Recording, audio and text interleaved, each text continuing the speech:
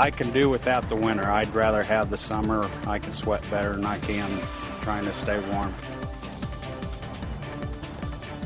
With temperatures dipping into the single digits, doctors want you to pay attention to your skin. Good afternoon, I'm Jeff Smith. And I'm GINA QUATTROCCHI. Thanks for joining us this afternoon. A Lafayette dermatologist says the bitter cold weather we're seeing could cause tissue-damaging frostbite in as little as a few minutes. News Channel 18's Kristen Majorano joins us now with today's top story. Kristen, what other cold-related issues should we be on the lookout for? GINA, Jeff, Dr. Mark Lake says there's a spectrum of ailments caused by the cold, starting at the less serious windburn to frost nip and finally the most dangerous, frostbite. Well, you may be sitting in a warm office all day. Some people have jobs that don't allow them to avoid the bitter cold.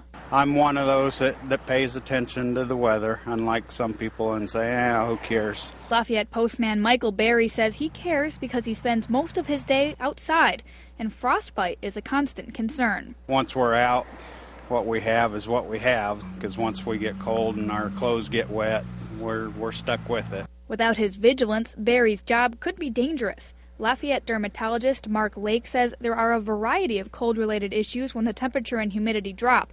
It starts with windburn, when the wind dries up oils in your skin, causing redness and irritation. Frost nip occurs when the skin starts to freeze, and you see frostbite when ice crystals form in your tissue, often creating major damage. One of the things you notice first is the skin gets red. It's trying to keep it warm, so the body puts more blood to the skin surface.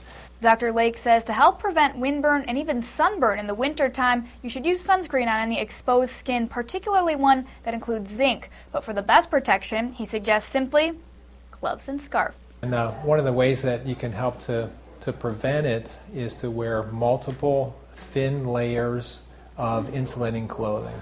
Advice that at least one bundled-up postman doesn't take lightly. Layers, bundle up, hats, gloves.